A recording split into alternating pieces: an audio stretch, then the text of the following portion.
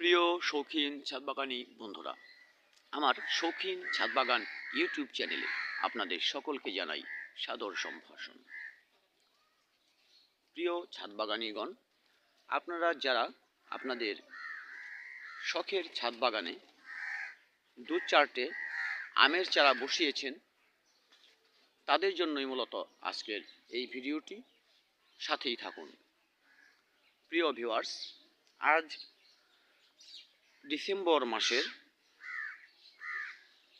24 তারিখ 2024 চলছে। প্রিয় ভিউয়ার্স, আপনারা যারা ছাদবাগানে আমের চারা বসিয়েছেন, বিশেষ করে যারা টবে আম গাছ করে থাকেন, তাদের জন্য এই ভিডিওটি। এই ডিসেম্বর মাসের 20 তারিখ অতিক্রান্ত হতে হতেই আপনাদের কিছুটা পরিচর্যা থেকে যায়, বিশেষ করে টবের গাছগুলোর জন্য, যেগুলো একেবারে না করলেই নয়।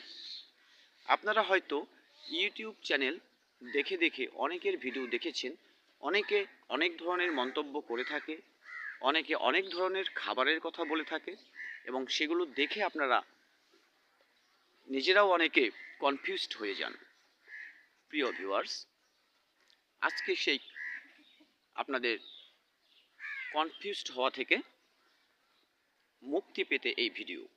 প্রিয় ভিউয়ার্স, এই ডিসেম্বর মাসে আম গাছের কি করণীয়, কি ধরনের খাবার দেয়া যায়, সে বিষয়ে আপনাদের সাথে কিছু কথা নিয়ে এলাম।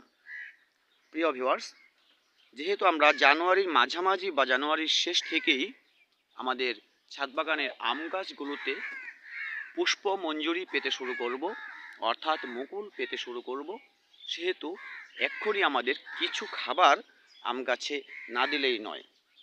তবে অবশ্যই নাইট্রোজেন গঠিত যে খাবারগুলো রয়েছে সেগুলো মোটেই নয়।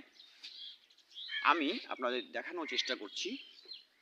দেখতে পাচ্ছেন আমার গাছের গোড়ার মাটিগুলো বেশ ঝুরঝুরে। গতকাল 23 তারিখ আমি আমার গাছে খাবার দিয়ে দিয়েছি। আপনারা আপনাদের গাছগুলোতে যতটা দ্রুত সম্ভব খাবার দিয়ে দিন। এবার দেখা যাক কি খাবার দেব।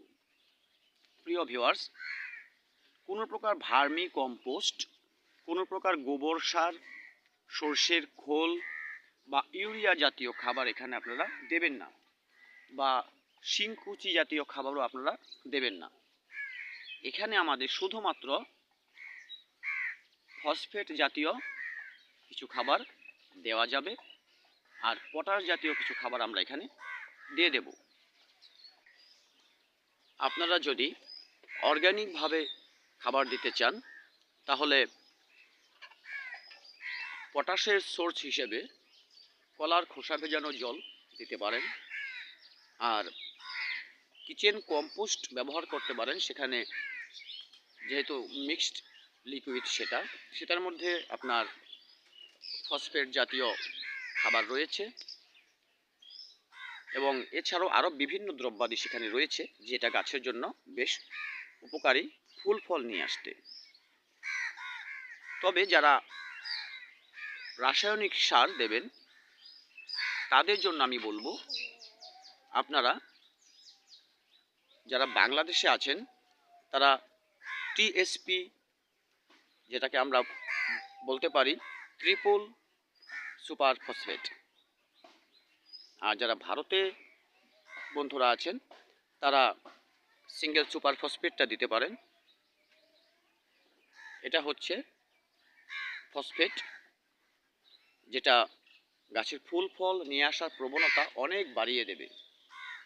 আর নাইট্রোজেন জাতীয় খাবার কিন্তু অবশ্যই দেবেন না, এটা আমি বারবার বলছি। এবারে যদি অর্গানিকভাবে কলার খোসা ভেজানো জল পটাশের সোর্স হিসেবে না দিয়ে আপনারা রাসায়নিক দিকে চলে যেতে চান, তাহলে অবশ্যই লাল পটাশ যেটা আছে, মেরিপ অফ পটাশ, সেই লাল পটাশটা আপনারা ব্যবহার করতে পারেন। প্রতিটি 18 থেকে 20 ইঞ্চি টবের জন্য 2 চা চামচ 12 থেকে 14 ইঞ্চি টবের জন্য 1 চা চামচ।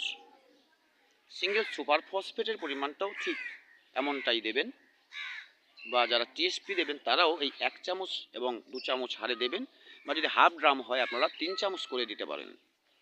এই দুটো খাবার আপনাদের মাটিতে আপনারা দিয়ে দেবেন এবং গাছের গোড়ার মাটিকে খুব ভালো করে ঝুরঝুরে করে খুঁচিয়ে নেবেন এবং একটু ডিপ ওয়াটারিং করে দেবেন, অর্থাৎ একটু জলটা বেশি করে দেবেন। তাই বলে এটা ভাববেন না যে এই মুহূর্তে বেশি জল দিতে বলছি। আসলে যখন আপনারা কোনো প্রকার খাবার দেবেন, খাবার দেবার মুহূর্তে কিন্তু কিছুটা বেশি জল দিয়ে দিতে হয়, যাতে গাছের সম্পূর্ণ মাটিতে সেই খাবারটা পৌঁছে যেতে পারে। আমি আমার এই গাছটিতেও দিয়েছি গতকাল, অর্থাৎ 23শে ডিসেম্বর দিয়েছি।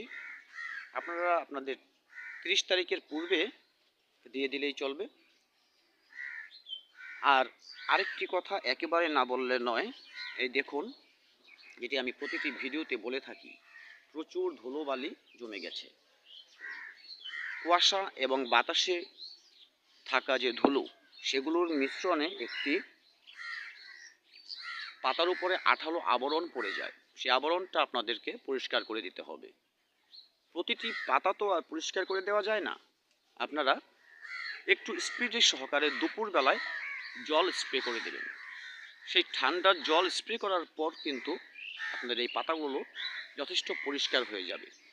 যদি পারেন প্রতিদিন একবার, না হলে অন্তত সপ্তাহে 2 বার করে আপনারা এই স্প্রেটা করে দেবেন। আর হ্যাঁ, যেহেতু সামনে মুকুল আসার সময়, এখন থেকে কিন্তু আপনাদের বাগানের গাছগুলোকে বিভিন্ন পোকার আক্রমণ থেকে রক্ষা করে যেতে হবে। একটি প্রতিরক্ষা বলয় তৈরি করে নিতে হবে, যাতে পোকামাকড় বাসা বাঁধতে না পারে। আর বাসা বাঁধতে না পারলেই কিন্তু ওরা ডিম পাড়তে পারবে না। আপনারা যে কোনো একটি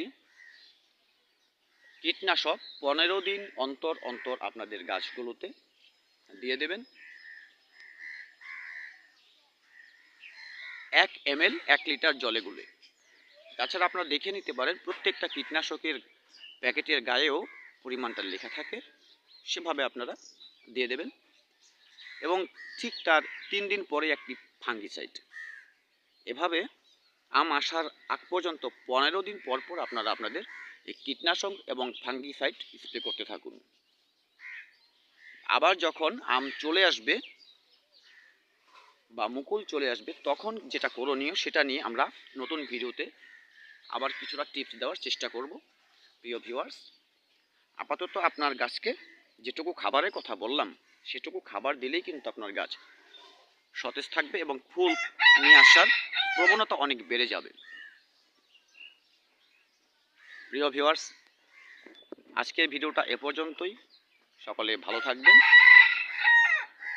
আগামী ভিডিওতে আম গাছের জানুয়ারি মাসের যে পরিচর্যাটা আছে, সেগুলো নিয়ে অবশ্যই ফিরে আসবো আপনাদের কাছে। তার আগে অবশ্যই আমার ভিডিওটি ভালো লাগলে একটি লাইক আশা করব এবং আপনাদের মূল্যবান কমেন্ট আশা করি। প্রিয় ভিউয়ার্স, সাথেই থাকার জন্য, আমার ভালোবাসার মানুষ হয়ে আমাকে অনুপ্রাণিত করার জন্য আমার এই শৌখিন ছাদবাগান ইউটিউব চ্যানেলটি সাবস্ক্রাইব করে রাখুন, যাতে আমি আমার ভিডিওগুলো আপনাদের সামনে পৌঁছে দিতে পারি। ভালো থাকবেন সবাই। আগামী ভিডিওতে নতুন কোনো বিষয় নিয়ে আবার হাজির হব। ধন্যবাদ সকলকে।